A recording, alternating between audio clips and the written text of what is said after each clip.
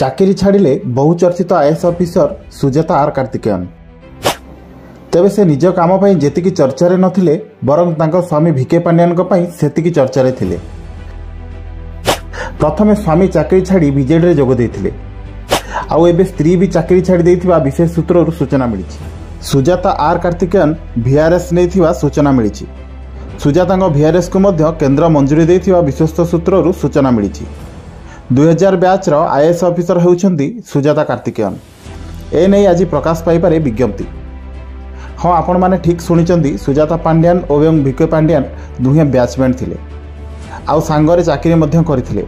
हेले राजनीतिर जोग देवा पई 2024 मसिया रे भिके पांड्यान आईएएस चाकरी छाड़ी बीजेडी रे जोग देथिले। आउ सेतेबेले सुजातांग मध्य तत्कालीन सरकार बड़ दायित्व देथिले। आउ सुजाता थिले मिशन शक्तिर सचिव।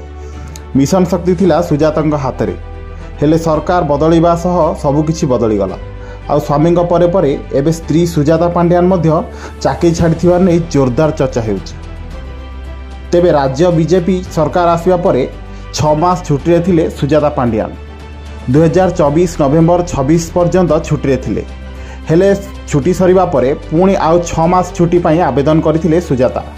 हेले सरकार छुट्टी आवेदन को खारज करथिले एवं कहिथिले आउ छुट्टी देई हबो नाही, खूब शीघ्र चाकरी रे जोग दियो। आउ सुजाता मध्य चाकरी रे जोग देइथिले। मिशन शक्ति छड़ाई नैथिले नुआ सरकार।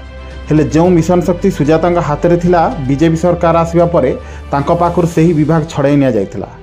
आउ Odisha cadre IAS officer Sujata Raut Karthikeyan को अर्थ विभाग रो स्वतंत्र सचिव भाव नियुक्ति मिलिथिला।